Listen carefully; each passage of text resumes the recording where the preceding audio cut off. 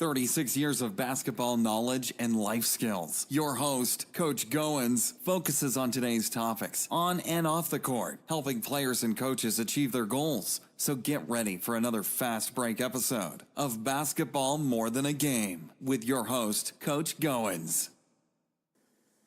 Testing 1, 2, 3. Testing 1, 2, 3. So we're on the air. We are live. So, hey, listen, folks, once again, this is Coach Goins, and thank you so much for tuning in. I am Facebooking live, and we are doing a simultaneous podcast. Say, Coach, where you at? You know what? I'm in hostile environment. So if you don't see me probably the next 12 hours, come check me out. Hey, listen, we've got none other than Victor Bullard and Coach Mark Wells right here live on Basketball More in the Game. So, you know what? We do more than just basketball.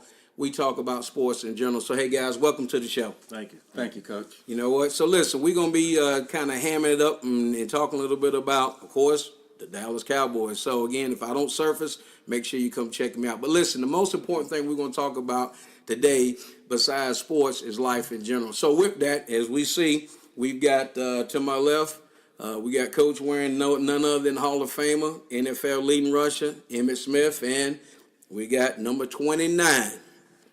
Who is the up-and-coming, and Mr. Murray. And, of course, he's rolled on. And behind us, we've got none other than Dak Prescott and also Mr. Dez Bryant. So, listen, we're going to go ahead and get right in the meat of things. And we're going to start off, since he's the graceful host here in Cowboy Heaven, as we'll call it, Mr. Victor Bullard. Vic, go ahead and tell the audience how you became a Cowboy fan. Wow, that's a great question. I was actually thinking about that as we were sitting here. I think I was actually introduced to the Cowboys by my uncle Eugene Locklear. He was probably about 16, 17 years old. I was probably about 7. You know, back then we didn't have much, but, you know, he would come over and he was like a role model. He could shoot that jumper, he could throw that football, and he turned me on to the Cowboys, and he bought me one of those plastic Nerf balls back in the day. Probably 70, 72, 73, 74, somewhere in there. And he introduced me to the Cowboys. And at that point there, when growing up in North Carolina, we didn't get to see a lot of games. We only had probably 2 or 3 channels back in the day. That's right. And a lot of the individuals got to see the Redskins a lot. They got to see the Redskins. And my grandfather used to watch a lot of Westerns. So you always had the Cowboys and the Indians going at it on the TV shows, and it appeared that, you know, the Cowboys were always winning. So that coupled with my uncle introducing me to the Cowboys, and all of a sudden I was like, this team's always playing on TV, and that's when it was coined the phrase America's team. Well, so I jumped on the bandwagon back then at an early age. Watch out. Probably around about 6. 6 years old. All right, so we're going to slide over here to talk to Coach Wells. And Coach has actually been on, both of these guys, even though they've been Cowboys, both of them have been on the podcast. And so we're together this weekend, and what a great time to stop and share some moments. But I know Coach he actually coaches the high school level, and he's also a Cowboys fan. So, Coach, go ahead and drop the dime on how you became a Cowboys fan. Mine's a little bit different than Victor's. I had an uncle that was all Redskin. All right. And he just throw it up in my face all the time. And I had, all my uncles were Redskins. And my dad always was opposite of them. He was a Cowboy fan. He was a Dodgers fan. They were Yankee fans, you know. And so I said, you know, I'm going to stick with my dad, you know. And ever since then, like you said, they used to be the only team on TV. And we used to always beat the Redskins. And still do. Still do. So that's one reason that I'm a big fan. And I love them to death. You know what? And here's the thing, folks. You know, like what we want to call out is we want to recognize great franchises. Not, you know, a lot of you young guys, and I'm calling you out. You know, you want to jump on and talk about a team. Of course, I'm a Steeler fan, and you all know that. But you respect the Cowboys. You respect, and as I sit here in what I call the Cowboys shrine, you know, my favorite Cowboy is Tony Dorsett. And you look back at Roger Staubach and Coach Landry, and you know, and we're not going to let the cat out of the bag, but you respect those great teams because I appreciate the game of football. Okay, so let's talk a little bit about this year. I know you guys had a little up and down, and you know, through the suspension and all of that. But what do you see? And I'll just toss out whoever wants to take this on first. What do you see the future or what you guys need to do on both sides of the ball, Coach? Offensively, I think we have to find a receiver that's going to stretch the field. I think think Dez played kind of hurt this year. Okay. And I think it took away from what he can do. And he played bad enough that I think it's time we have to move on from Dez. A lot of people don't want to hear that, but that's my opinion. That's right. I think we've had enough of Dez, and it's time to go in a new direction. All right, so let's slide over here to the gracious host. When you look at different organizations, I think, some do it just a little better. When I think about the 49ers back in the day, they know when to take and move their players and still get something out of them. But I would definitely agree with Mark. I think it's time for Dez, and as you can see Dez back here on the wall, he'll probably be relocated as a welcome down the hallway like I did with Tony Romo, and he was replaced with that. But right now, I think that's one of the big pieces. But I think as the combines draw a little closer, and they need to still look at the defense. That's right. The offense is pretty good, and of course we had some problems. But again, you bring in a receiver that can stretch it, and we got a pretty good young secondary. If you take a look at it, they started playing a lot of those rookies towards the end of the season. Little concerns. Looks like Hitchens may not be with us. Would like to have him there, but I don't know if he might be the next Barry Church, where he goes off and somewhere else. But we need to look for a linebacker because we got Jalen Smith. I think it's second year, but he did some things, recovering from that injury. But we got what's the line? Our linebacker back there, Lee. I mean, when he's on the field, he's one of the best. No He's doubt. one of the best. So I think if you feel that and you get somebody on the pass rush, so if you're looking at the three, I'm looking at a receiver, I'm looking at a linebacker. Is that priority? And I need another rusher. That's right. I need another guy on that end to help Lawrence out. You know what? So, folks, take it from these guys. And again, they respect the game, they know the game, but most importantly, they know when it's time to rebuild. And sometimes, players, and we've been, we've been definitely, we've fallen prey to that in the Steel City, just hanging on to players too long. It is a business. It's a game to where, once that player has reached the pinnacles, it's time to step back and reload. So I appreciate you guys being open and honest about what you guys need to do. Now let's kind of take a step back. Both of these guys are pretty close to my age, and we're not going to reveal that. But most importantly, what we're going to talk about now is their favorite Cowboy on both sides of the ball. Most time in most shows, y'all going to talk about their favorite player. My challenge to both of these gentlemen is your favorite player on both sides of the football. I'll start with Coach. Offensively, I'm wearing the Emmett's jersey, but probably, I'm a little bit older, I guess. But Roger Staubach. Okay. Roger Staubach remind me of so much of some of these guys like Drew Brees and Tom Brady. You're never out the game. Never out. That's right. And he got the nickname Roger Dodger because, he would run around back there and make things happen. Defensively, I would say that my guy is Charles Haley. Charles Haley. I actually got to play against Charles Haley in high school. I remember you saying that, right? I know all about him, and he was one of those guys that when we need a big play on defense, he could come up with it. So that's my two. How about that? Sir Vic. Well, I'm just going to have to follow just back based on age. Is that first, that offensive player, I have to go with Roger Staubach. Okay. I just remember as we were never out of a game. If we were down, I can remember the pass play that, that's where the Hail Mary to Drew Pearson and against the Minnesota Vikings. We're not going to talk about that push. Right. That's when it started coming up with the Hail Mary. That's when it started coming up with the Hail Mary. And I tell you, to your point, he was never out. It was Roger Dodger. So I'd have to, hats down. We've had some great quarterbacks after that, with Troy Aikman, but I got to take my hat off to Roger. Now, one of the individuals don't get a lot of play on the defensive side that I've, as a kid, I just loved how he brought it, and that would be Hollywood Henderson. Shoo. As a Cowboy in the defense, he was a lineman, and I tell you, he would really bring it. Now he had his problems, I get it, but when he was on the field, he was going to bring it. So those would be my two. You know what? So think about that, folks. When you see these gentlemen line it out, and they didn't just go new school, they had the old school guys, and think about their offensive player that they selected. Not just because it was Roger Staubach, not because what he did on the floor. He was a true leader. And again, he did a great job, and he served our country, and appreciate what he got done for us there. But then also be able to recognize the the defensive side of the ball. So that's what we tossed out today, because a lot of times only people want to focus on one side of the ball. And when you play the game of football and basketball, you got to look at who's the great offensive player as well as the defensive player. So, hey, I know you guys have won some Super Bowls. So what we're going to talk about now is your favorite Super Bowl moment. What is your favorite Super Bowl moment? We're not going to talk about your worst NFC moment. I know that's when Dwight Clark caught that ball in the back of that end zone, so we won't go there. So we're going to stay on the high road today. So what is your favorite Super Bowl moment? Vic, I'm going to put you on the spot. And while he's thinking, you know what? Well, Look, go ahead. I got to pay the bills, and I apologize. But, most importantly, we want to appreciate our title sponsor, and that's Mr. Curtis Jackson out of the great state of North Carolina. So for your insurance needs, please reach out to Mr. Curtis Jackson. And he's serving the great state of North Carolina and now Southern Virginia. He can be reached at area code 919-614-5796. So we certainly appreciate your continued support of basketball more than the game. So, Vic? I think when I look back on it, I would have to go, of course, You're Here with Friends.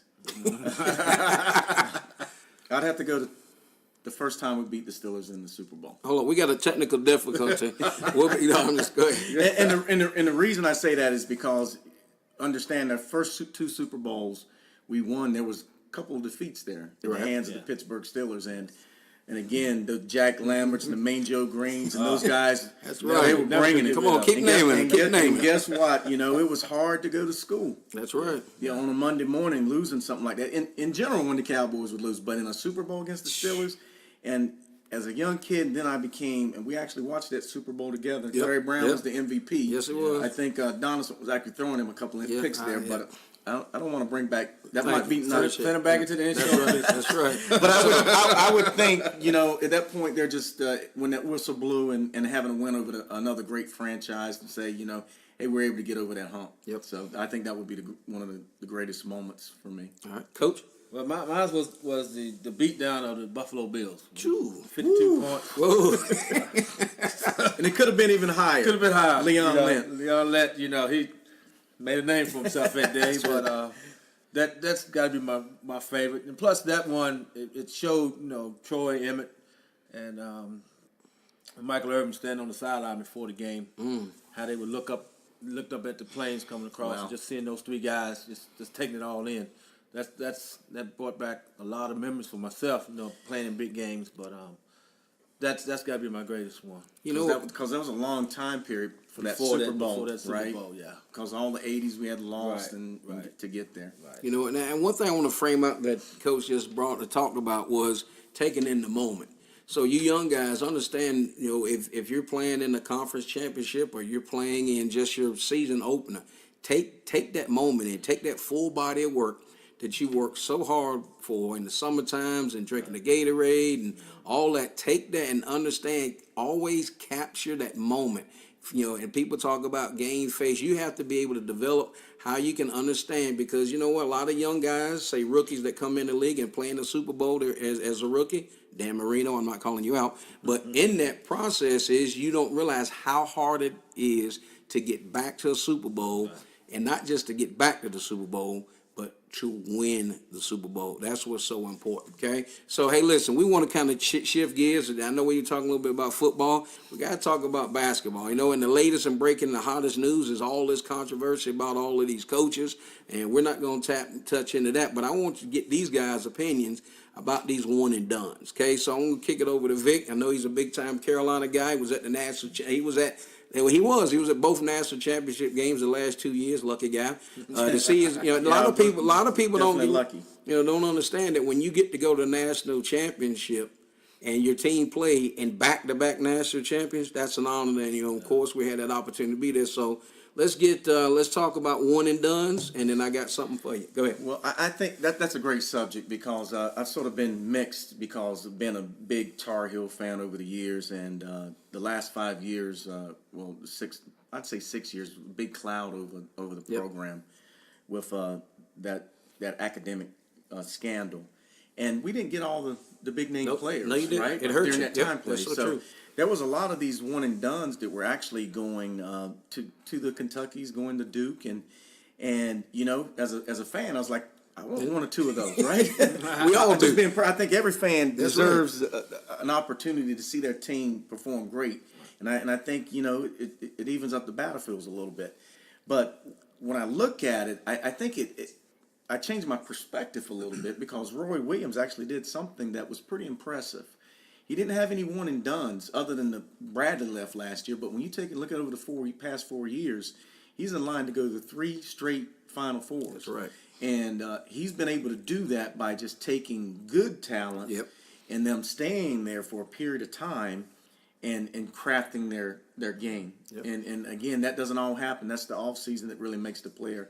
So, different philosophies. But again, I think I'm right down in that middle of I just think it's pretty hard when you got 4 or 5 of them on the court at one time. Yep. Because I seen that happen too, Coach, when I think they're not playing team ball and they're more concerned about the GMs are out there looking in the draft coming up. That's a great call. And if you take a look at the past 10 or 12 national championships, I think Calipari's won one with a group like that, and I think Coach K's won one with at least 3 of those one and dones on a team.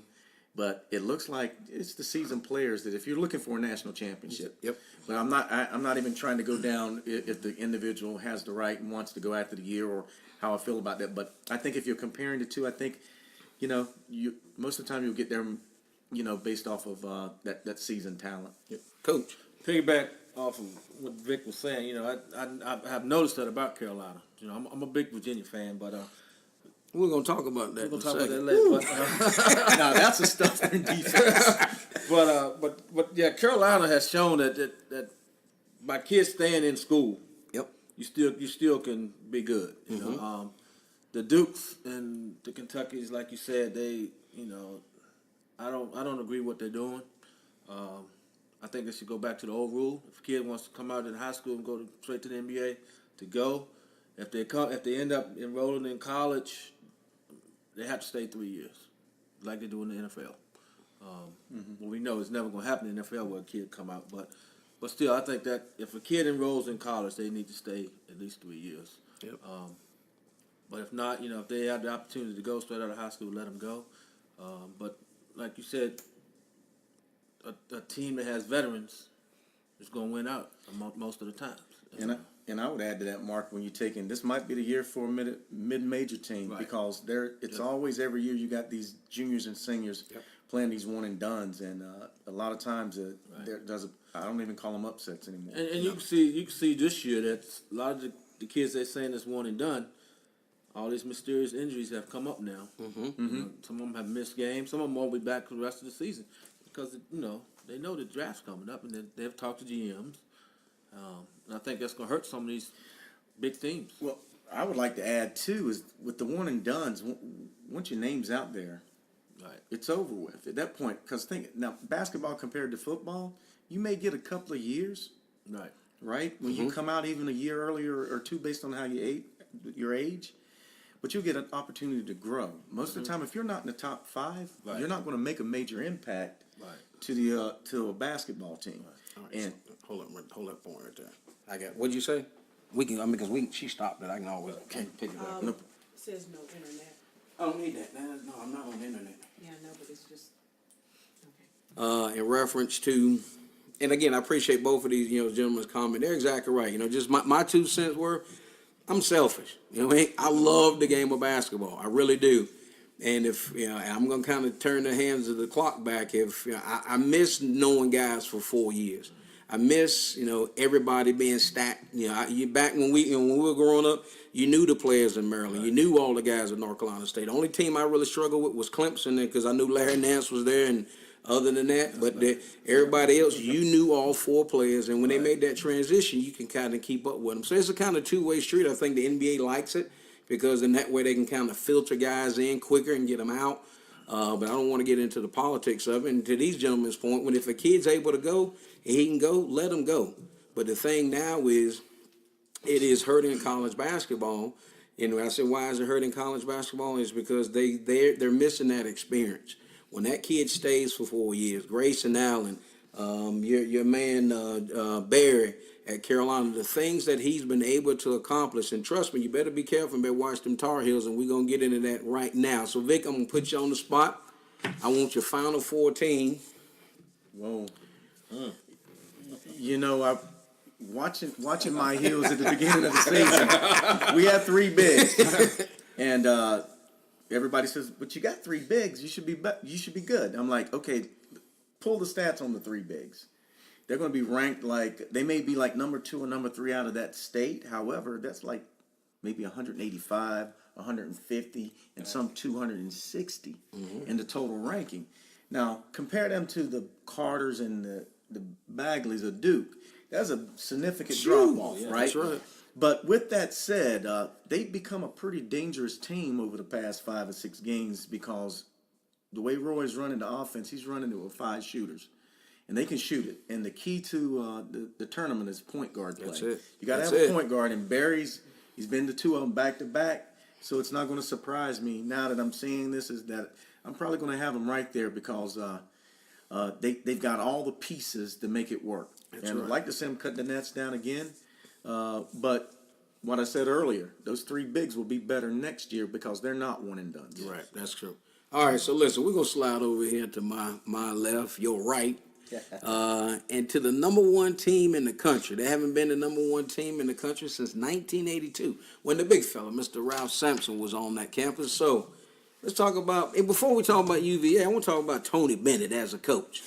As from one coach to another, if Coach Bennett was sitting right here across this table, what would you pick say? his brain. All right, talk to me. Come on, talk to me. He stays so level-headed all the time. I mean, but you see on the sidelines, he can get a little he can get a little fired up. but he keeps it within his team. You don't see him playing it for the camera. Right. Tony's been a good guy. He's got those guys believing in their ability. They're one unit, especially on defense. You've seen that. Carolina's seen that. We did. 49 points. But I think they can make it to the Final Four. I don't know if they can win it, just because like he says, Carolina has all the tools right now. They're playing really well, but stranger things have happened. We've already beat the one jinx from a few years ago when they was number 1 when they lost to Chaminade. The Division 2 team. I remember listening to that game on the radio as a kid. But I think Tony has the guys understanding his system, and they play his attitude. The way he is on the sidelines, the way those kids play on the court. I mean, you see. I mean, they might turn the ball over. You never see one of them running up to the other one and pointing their finger and yelling. I mean, same way with Tony on the sideline. He might be yelling during the game, but when they get on the sideline, he pulls that kid 1-to-1, and he's it never degrades the kid. And they never do that to teammates. I really like what direction they're going into. I was talking to Vic earlier about how Tony Bennett, Bronco Mendenhall, the football coach, and O'Connor, the baseball coach, how all those guys have kind of the same philosophy, and they all coach similar. And I think that's something that the administration at Virginia wanted to have, and it's kind of like that Virginia attitude. It's thinkers, systems, and that's been working well for us. When you look at a team that was not ranked at all, Has that Nowhere. ever happened? I don't know. Top 25. Not in the top 25. I mean, you wouldn't pretty even, amazing. What he brought in, you wouldn't even put him in the top 50. Right. And now here they sit at number 1, and like you said, the system, and then you have to have that special player that buys into that system and not saying it's about me. It's about the team. It's about the cohesiveness, and then doing and carrying out what the coaches ask you to do. All right, Vic, you said you had a point you want to make? Yeah, it really ties back to just the connection of just being a fan in general, and having respect for organizations, and sometimes that competitive spirit. Like you're looking at the record, and you be like, but as you get older, you're like, you know what? But I do feel that every fan, when you're following a team, and we have a good friend, Wendell Johnson, right down the hill, and he's a big Wahoo fan, and he goes, and it's like, since I've been here 2004, and this is the year. Yeah, here it is. UVA football. basketball, and we had a pretty spirited conversation. We go back and forth, and I reached out to him right after the Super Bowl, and I told him, I said, you know what? When I put it in perspective, I think every true fan, and I put you in that list. I can't put everybody as a true fan. You are a true fan Yes. through thick and thin. And I said, you know what? I said, at that time, my Heels weren't playing that good. And I said, if UVA makes it to the Final Four, I will be rooting for them to win a national championship because I want you to feel and experience what I felt and experienced. Right. And I said, I will actually wear a jersey. I said, now the only way I won't root for them is if my Tar Heels ends up in the Final Four playing. But I said, you can count on me. I'll be a UVA fan because I think every fan, if they get that experience, it's something that lasts a lifetime, and you'll be able to share it with your friends, your family, and for the next generations and kids to follow. That's a great point, because I didn't realize that till a couple guys that work with Philadelphia fans, and then when they win the Super Bowl, you kind of take a step back and you go, man, that's their first Super Bowl. I mean, we've been spoiled. Yeah. I mean, there's a Steeler organization, Cowboy organization combined. We've been there, 16? Y'all have been. We've been in the Super Bowl 8 times. Right, and you guys have been there 10. All right, so that's 16. So we have made, okay, check it out, and I'm live now, 16 times between these two organizations. So don't talk to me about what the Cowboys in the say. That's 16 Super Bowls that we played in collectively. Right. So in that, when you step back, you see Philadelphia that's played in 3, but only won 1.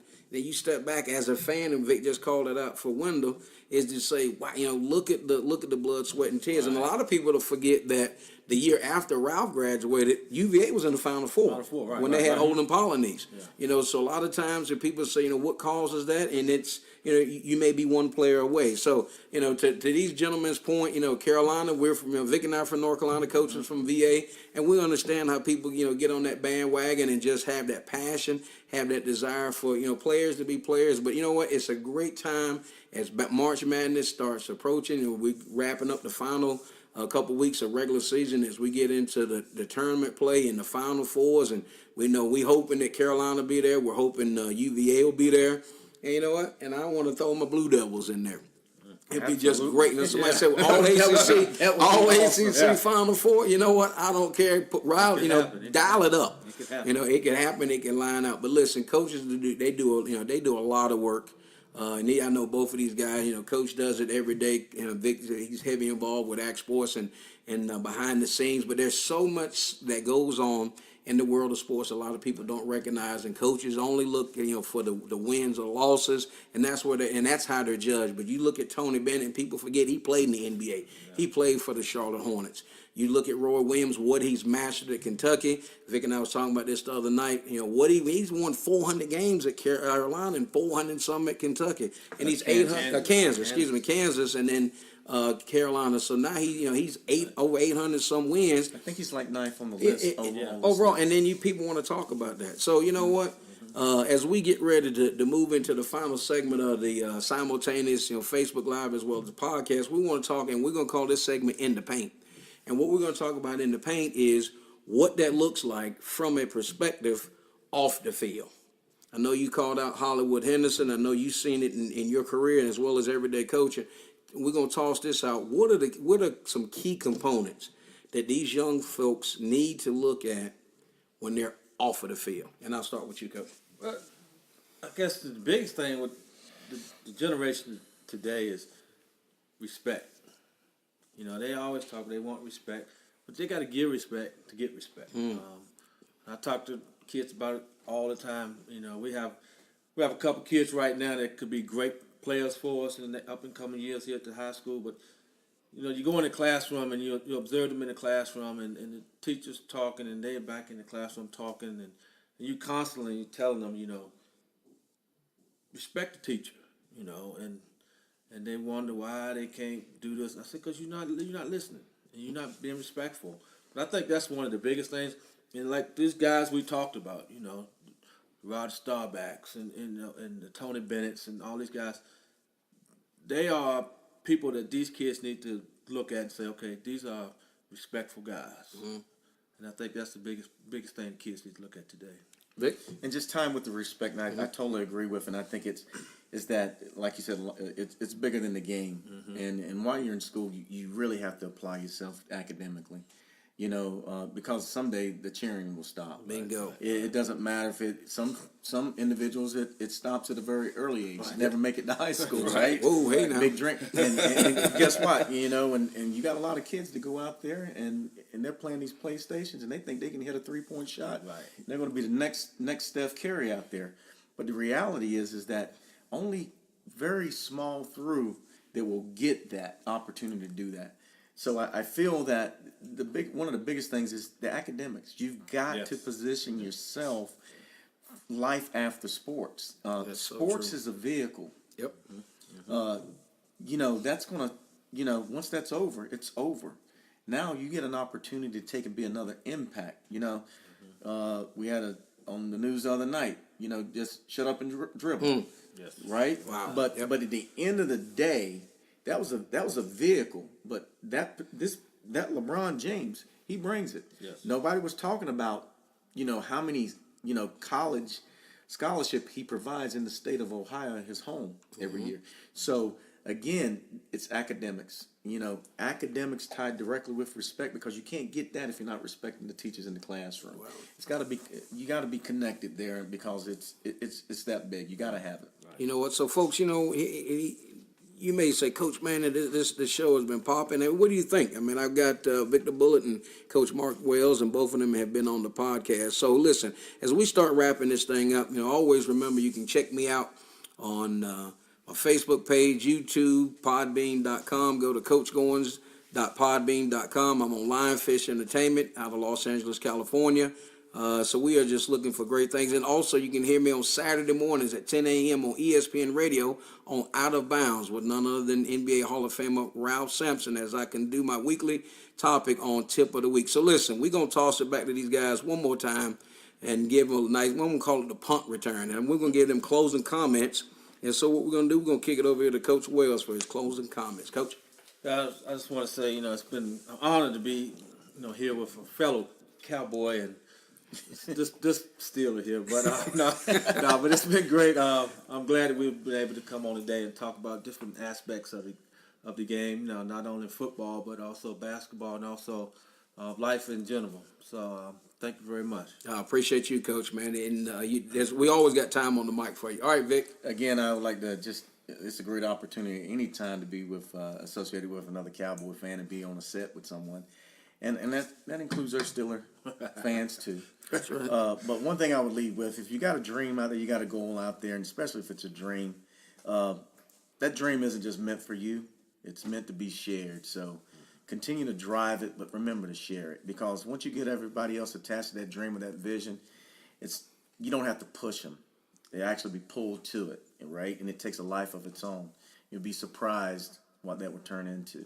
You know what? So listen, guys, as we wrap this up, we want to again thank you so much for your time, your talent, what you do on the court, off the court, in the office, and everybody's life. That you both guys are totally impact players, and we certainly appreciate that. So listen, we definitely want to thank all of our subscribers, our listeners, as we continue to grow in our 17 foreign countries. And I was taking a look the other day, and I appreciate the folks in New Zealand for all the shout outs as we continue to take on that country. But most importantly, as we always say, make sure you give back, make sure you help somebody else. And this is Coach Goins. I'm your host, and I'll see you in the gym.